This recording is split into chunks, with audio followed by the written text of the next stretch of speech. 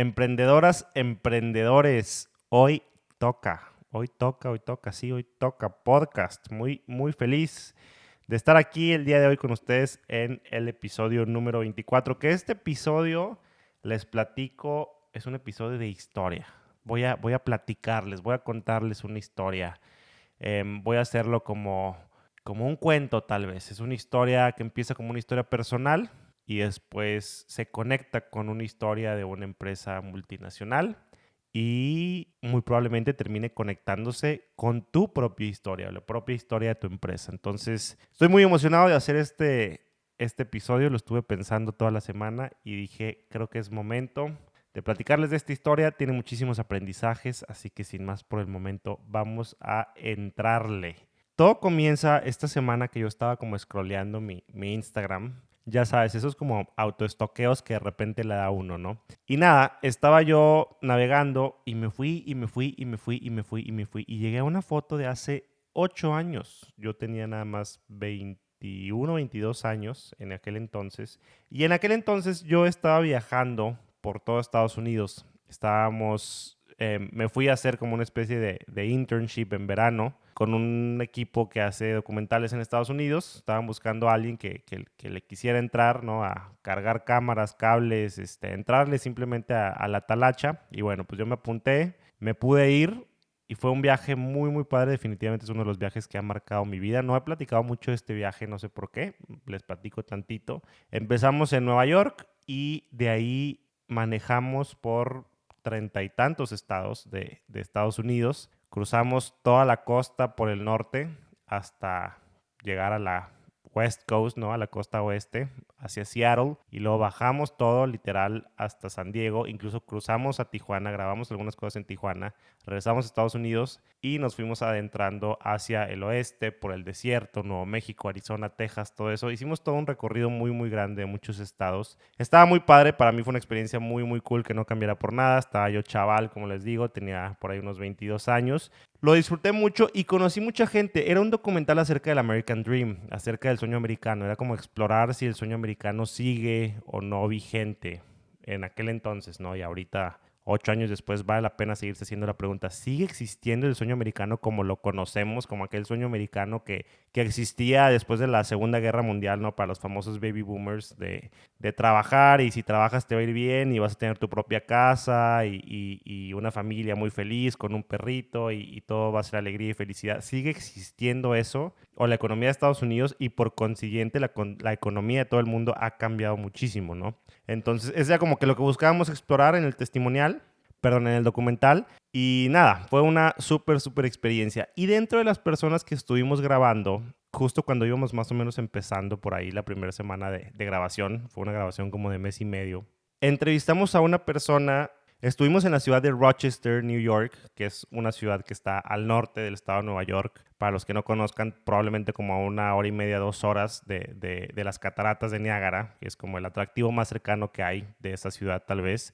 Está un poquito ya retirado de la ciudad de Nueva York. Pero bueno, esta pequeña ciudad es conocida o fue conocida mucho tiempo porque es la ciudad donde se fundó y se inició Kodak, la compañía Kodak que todos conocemos o ubicamos. Si tú eres millennial como yo o de una generación aún más arriba, definitivamente ubicas Kodak. Si no, si eres generación Z o más pequeño, probablemente no lo ubiques tanto, pero te platico rápidamente. Kodak era la empresa de fotografía. Todo lo que tuviera que ver con fotografía era igual a Kodak. Como en su tiempo que todo lo que tenía que ver con computadoras era sinónimo de Windows o de Microsoft, todo lo que tenía que ver con fotografía era sinónimo de Kodak. Era enorme. Y ahí es donde empezó todo. Y cuando fuimos a grabar, la empresa Kodak tenía menos de un año de haberse declarado en bancarrota. Después de años y años de ser líder en la industria, se declaran en bancarrota. Ahí queda todo.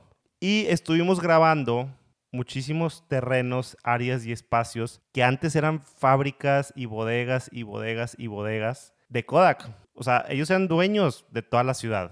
Toda la ciudad trabajaba para Kodak. Entonces fuimos a grabar ahí. Lo que llamaba mucho la atención es, bueno, ya no está Kodak. Ya de pronto demolieron todas las fábricas, demolieron ya todas las bodegas para de plano vender los terrenos porque ya nada valía ahí. la ciudad estaba en una crisis terrible porque la gente estaba acostumbrada a que todo el mundo trabajaba en Kodak y para Kodak y era la empresa de la ciudad y de pronto desapareció. Prácticamente se hizo polvo.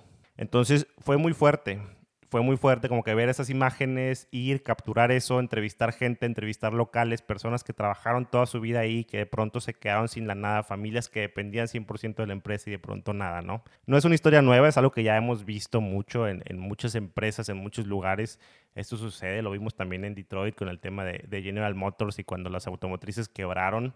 Lo hemos visto vez tras vez por todo el mundo cuando una gran empresa que prácticamente es la que sustenta a toda una ciudad, cuando de repente desaparece o se va. Entonces, eso fue lo que estuvimos capturando. Pero dentro de las entrevistas que conseguimos una entrevista muy interesante con un tipo que se llama Steve Sasson. Muy probablemente no has escuchado hablar de él, pero este vato, neta, honor a quien honor merece. Este vato necesita y merece ser más famoso. Entonces, bueno, regresando a mi historia personal, estaba yo scrolleando en Instagram y me topé con la foto que yo tenía con Steve Sasson. Ahí estoy yo de 22 años con este hombre, que en aquel entonces tendría unos 60 años, ahorita tendrá unos 68 más o menos. Y Steve Sasson es la persona que inventó la cámara digital. Él era un ingeniero que trabajaba en Kodak en los 70s, a mediados de los 70s, y Kodak en aquel entonces le metía muchísimo dinero, muchísimos recursos a desarrollar nuevos productos, nuevas tecnologías, a actualizar todo lo que estaban haciendo. Entonces, Steve Sasson, dentro de los laboratorios de desarrollo de nuevas tecnologías y de innovación de Kodak, creó por primera vez en la historia una cámara digital relativamente portátil. Era un aparato de más o menos unos 5 kilos que tenía la capacidad de tomar fotografías de 0.01 megapíxeles. Para poner en perspectiva, el teléfono que tienes ahorita en tu bolsillo debe tener una cámara con una capacidad de alrededor de unos 10 o 12 megapíxeles. Estás hablando de 120,000% más capacidad que lo que tenía aquella cámara. Pero bueno, venga, estamos hablando de la primer cámara digital, ¿no? Y se tardaba como 18 o 20 minutos, una cosa así, en procesar la imagen. Tomás la imagen, esperabas unos 18 o 20 minutos y luego de repente, como por arte de magia, se empezaba a cargar y en el monitor de la computadora veías la fotografía digital. Se podría decir que este tipo tomó la primera fotografía digital. No es cualquier cosa. Piensa que ahorita todo el mundo tenemos una cámara digital en nuestro bolsillo, que por cierto, utilizan exactamente el mismo principio que lo que este hombre inventó en 1975 en Kodak. Cuando Steve va súper emocionado, después de haberlo logrado, de haber trabajado días y noches enteras en su experimento, Steve por fin va súper emocionado con los directivos de Kodak a presentarles su nuevo invento. ¿Y cuál es su sorpresa? Que los directivos lo rechazan. Le dicen, esto está muy bonito, esto está muy bien, está muy novedoso, pero no queremos nada que ver ni queremos saber absolutamente nada de esto. ¿Por qué? Porque nosotros nos dedicamos a la fotografía análoga. Nosotros nos dedicamos a que la gente nos compre nuestras cámaras y nos compre, aún más importante, nuestros rollos de fotografía y nosotros revelarles, también venderles el servicio de revelado de fotografía. Si la gente empieza a tomar fotos digitales, entonces ya nadie va a comprar rollos de fotografía, entonces eso es muy malo para nosotros como negocio. Steve, muchas gracias, muy bonito, sigue trabajando, empieza a innovar y a inventar otras cosas. Si quieres, paténtalo, está bien, ahí adelante, pero ni siquiera se lo enseñes al público. No, está muy bonito, pero no digas que lo tienes ahí. Literal, esto en palabras de Steve Sasson, así lo cuenta. Le dijeron, está muy bonito, pero no le digas a nadie. Guárdalo y nosotros continuemos con nuestro imperio. Estás hablando que era un mega imperio lo de Kodak. Si tú no dimensionas el tamaño de lo que eres empresa o lo que hacía esa empresa en aquel entonces, te lo platico muy rápidamente.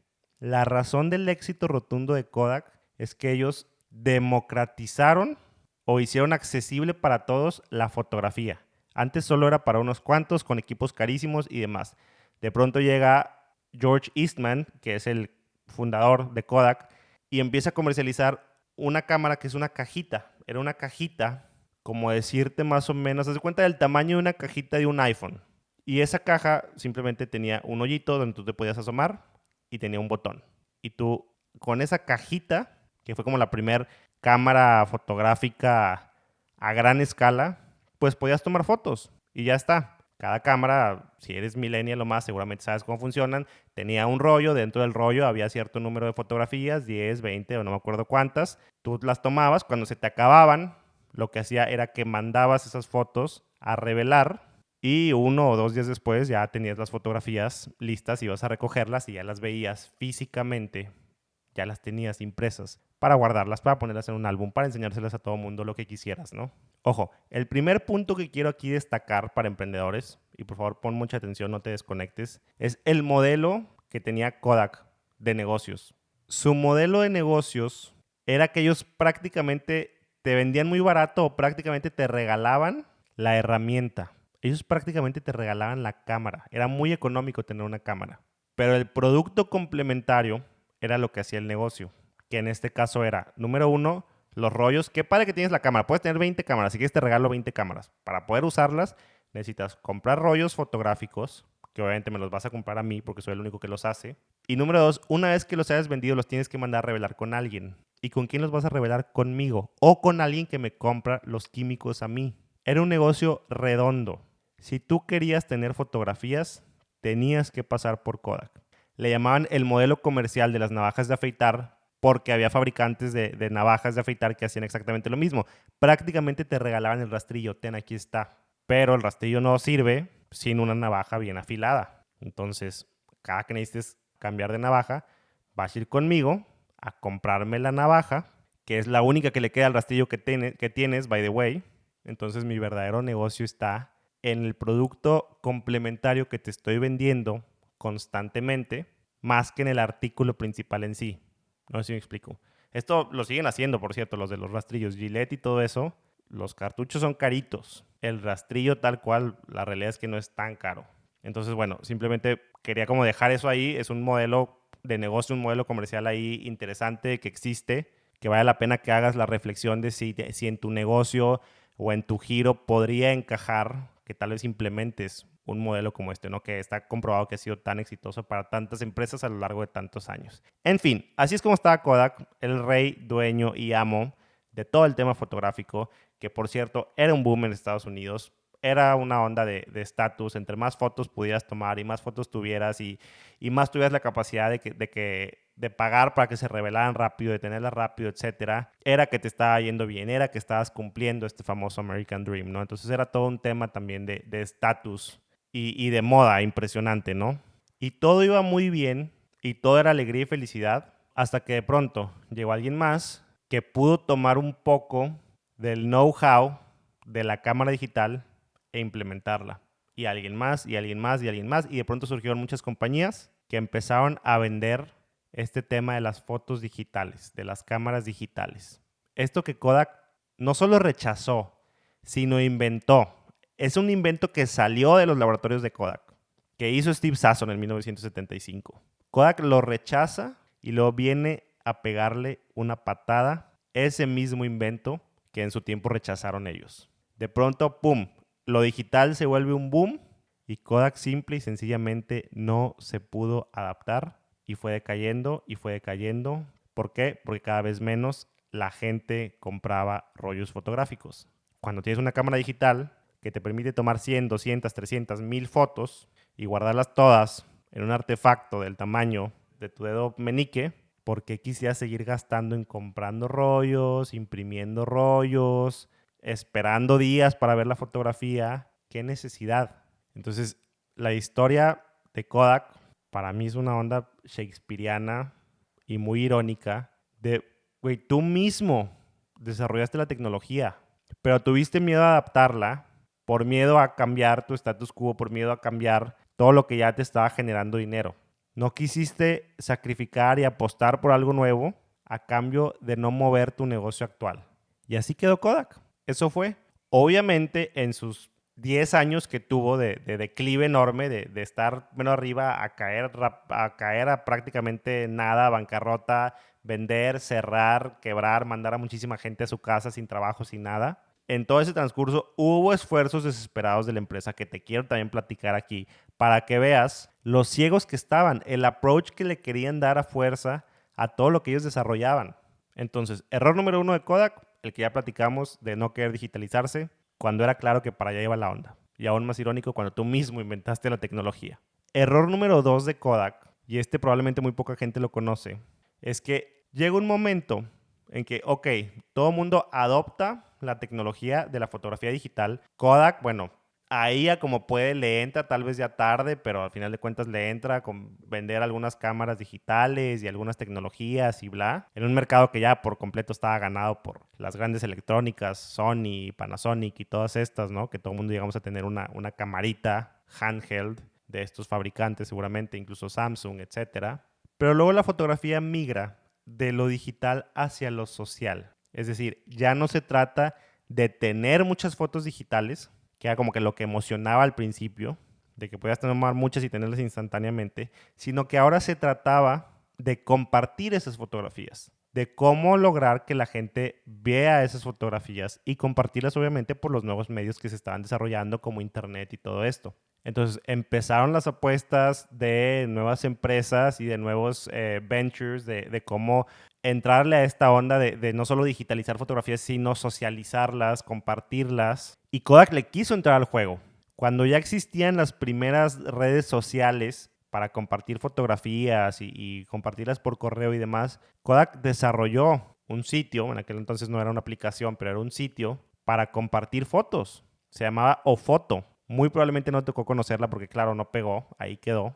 Pero como tu tío, el obstinado, que se casa con una idea y sácalo de ahí y no lo haces entender, ni aunque vea que todo su imperio se está cayendo a pedazos, los compadres de Kodak, detrás de toda esta tecnología y movimiento que hicieron de Ofoto, estaba la intención de que al final empujaran a las personas a imprimir sus fotografías. Aquí están, las puedes compartir con tus amigos, no sé qué, bla, bla, bla, bla, pero es para que las imprimas, para que las imprimas, para que las imprimas, tenla para que las imprimas. Ve acá e imprímela. Ta, ta, ta, ta, ta, ta. Ellos seguían en su mindset de las fotos se tienen que imprimir, las fotos se tienen que revelar. Y al mismo tiempo que ellos estaban desarrollando Ofoto e invitando a la gente a que fueran a imprimir sus fotografías, estaban ya surgiendo redes sociales como Instagram y como obviamente otras plataformas que tal vez ahorita ya no existen, pero que tú seguramente recuerdas de cuando inició todo este tema de las redes sociales y de compartir fotografías por medio digital, que se fueron para arriba y Kodak una vez más para abajo, porque se emberrinchaban a capa y espada a defender lo que venían haciendo por 100 años, en lugar de simplemente adaptarse. Y como dato curioso, y aún más irónico, por eso digo, toda la historia de Kodak es como súper irónica y por eso me gusta mucho y me apasiona. En el año 2012, que es cuando Kodak se declara en bancarrota, es cuando Facebook compra Instagram por $1,000 millones. Es decir, Kodak la tuvo vez tras vez tras vez. Ahí enfrente. La oportunidad de ser pionero en un mercado que ya dominaban, el de la fotografía, pero que está evolucionando. Simplemente había que evolucionar con el mercado. Así de sencillo. No lo hicieron por quedarse pensando en el pasado y por quedarse pensando en que las cosas tarde o temprano volverían a ser como antes, en lugar de simplemente adoptar los cambios e ir con ellos. Para finalizar esta historia, Kodak quiebra. Ahorita todavía existe. Obviamente es una fracción muy minúscula a lo que llegó a ser hace 30, 40 años en su pico. Ahorita te lo encuentras en los kiosquitos, en las farmacias y para algunas aplicaciones como ya muy corporativas de impresión a gran escala y demás. Pero fuera de eso, no figuran. Volviendo con mi compadre Steve Sasson, que es quien inventó la cámara digital, a él le han hecho muchísimas entrevistas y él dice, es que yo no fui ni una, ni dos, ni tres veces, fui muchísimas veces con diferentes directivos de la empresa. Y todos, muy bonito, pero guarda eso, muy bonito, pero no se lo enseñes a nadie, muy bonito, pero no. Y ahí quedó. Dice, yo patenté lo mío, seguí trabajando en la empresa por años y listo. Cuando pasó toda esta historia que les conté, de repente la gente empezó a poner atención y fue como, ok, y a todo esto, ¿quién fue el que inventó la cámara digital? ¿Cómo surgió? Que fue cuando de repente el mundo empezó a voltear a ver a Steve Sasson. Ojo, hasta muchísimos años después, ¿eh? Después le vino todo el reconocimiento que creo que merece. Alguien que inventó algo que para mí cambió el mundo. Cambió la forma como vemos el mundo, la forma como compartimos imágenes del mundo. A Steve Sasson le llegó su reconocimiento, tal vez tarde, tal vez muchos años después. Lo reconocieron en Estados Unidos. Barack Obama le entregó la Medalla Nacional de Innovación y Tecnología, que es como el mayor honor que puede recibir un ingeniero o un científico en Estados Unidos. Su aportación fue declarada como una de las cosas que literal contribuyó a cambiar el mundo para bien, a mejorar el mundo. Fue inscrito también en el Salón de la Fama de Inventores. Le vino ya muchísimo reconocimiento, gracias a Dios. porque se lo merece, pero le vino mucho tiempo después, le vino muchos, muchos años después. Y así termina un poco la historia de Steve Sasson y de Eastman Kodak. Ahora, ¿cuáles son las moralejas? ¿Qué nos podemos llevar nosotros, emprendedores, ahorita en 2020 de esta historia? Las moralejas o los takeaways prácticos que yo saco de esto. Número 1, la resistencia al cambio es el peor enemigo de una empresa. Ahorita con la situación que estamos viviendo del coronavirus, de la cuarentena, del encierro, de la contingencia, muchísimas empresas nos estamos viendo obligados a innovar, a reinventarnos de cierta forma, a cambiar. Y eso es algo bueno. Ya lo he dicho aquí, pero lo vuelvo a decir. Es una lástima que no es por decisión propia, sino por que nos estamos viendo obligados ante una situación que es mundial a cambiar nuestras empresas. Es triste que lo tengamos que hacer a fuerza, pero a la vez qué bueno que lo tenemos que hacer. Sin embargo, y aunque tú no lo creas, hay muchísimas empresas allá afuera que con todo y esta contingencia y con todo y esta presión que el mundo está ejerciendo sobre nosotros los emprendedores de cambia, aún así hay muchísima resistencia, aún así hay muchísima gente, muchísimos emprendedores, personas que me están escuchando en este instante que se niegan a cambiar. Te lo repito, la resistencia al cambio es el peor enemigo de una empresa. Ya lo vimos con muchísimas empresas como Kodak, Blockbuster, Nokia, Xerox, Yahoo, BlackBerry, las grandes departamentales americanas como Sears, JCPenney, Macy's y muchísimas historias más, que podríamos hacer un episodio de cada una de sus casos, de cada una de sus historias. Pero lo hemos visto vez tras vez. La resistencia al cambio es el peor enemigo de una empresa. ¿Te estás resistiendo al cambio o estás dispuesto a innovar y adaptarte? Aunque eso signifique tal vez cambiar tu modelo de negocio, cambiar tu forma de hacer las cosas por completo, reestructurar por completo tu empresa. Estoy hablando 180 grados. El que no mantiene los ojos bien abiertos a cómo está cambiando el mercado todos los días, va a llegar un momento donde se va a topar. Incluso mucha gente lo va a ver venir antes que tú. Por eso otro buen consejo es ten advisors, ten gente que esté viendo desde fuera, que no tenga esa ceguera de taller que tú tienes, que te puede llegar a destruir por no abrir los ojos, ver un poquito el panorama desde afuera y estar dispuesto a adaptarte y a cambiar y a ir evolucionando conforme va evolucionando el mundo también. Otro aprendizaje, aprende a visualizar el potencial de tus ideas a largo plazo. Si tienes una idea, no la deseches porque digas, para llegar a eso todavía falta, es un long shot, es algo así como que veo allá muy lejano, que no creo que vaya a suceder, etc. Toma la idea, capitaliza de esa idea y piensa cómo la puedes ir implementando poco a poco a lo largo del tiempo. Steve Sasson, cuando la hizo y presentó la idea, les dijo, yo sé que ahorita se tarda 20 minutos en revelarse y sale muy borrosa en una computadora y muy apenas se alcanza a distinguir lo que es, tiene una resolución muy bajita, pero él desde entonces decía, en unos 15 o 20 años yo creo que va a ser una tecnología que ya va a estar lista para ser portable y para que todo el mundo la tenga en el bolsillo de su pantalón. Steve Sasson le vio el potencial desde el día 1 y tenía toda la razón del mundo. 15, 20 años después ya estaban las primeras cámaras digitales comercializándose por todos lados. Aprende a tomar tus ideas y a proyectarlas a largo plazo. Hemos hablado mucho en este podcast de la mentalidad de microondas, ¿no? De que todo lo queremos ya. Una idea la implementamos ya y queremos ver resultados ya. Hay ideas, generalmente son las que valen la pena, que toman tiempo en desarrollarse, en implementarse, en llevarse a cabo, pero que son las que verdaderamente terminan cambiando el mundo. Entonces, aprende a verle el potencial a las ideas a largo plazo y comprométete todos los días a hacer algo que te lleve un paso más adelante para que esa idea tarde o temprano se pueda volver una realidad. Y por último, el mensaje y la moraleja que me llevo un poquito también de todo esto es, si tú haces algo bien, tarde o temprano serás correspondido. A Steve Sasson no lo halagaron en ese momento, se pararon todos los directivos de la mesa de juntas de Eastman Kodak y le empezaron a aplaudir y le dijeron, wow, eres un genio. Ahí lo dejaron, encerrado en su laboratorio, en un cajón, por años y años y años. Y no fue hasta más adelante que todo el mundo lo honró y recibió todos estos reconocimientos porque hizo algo que verdaderamente contribuyó a hacer mejor a la humanidad. Entonces, si tú haces algo bien, insisto, estamos acostumbrados a buscar ver inmediatamente el reconocimiento. No siempre es así. Muchas veces, y para las cosas que valen la pena, muy seguramente serás correspondido, muy seguramente te reconocerán por lo que hiciste. Pero sé paciente. Haz las cosas no por el reconocimiento que te van a generar, sino por el bien que vas a aportar a tu mundo, a tu comunidad, a tu familia, a ti mismo. Haz las cosas buscando hacer de este mundo un lugar mejor y el reconocimiento va a venir después. Eso te lo aseguro. No hagas las cosas simplemente buscando reconocimiento y ya. Son 3 lecciones bien importantes y que vale la pena pasar nuestros proyectos por ese filtro.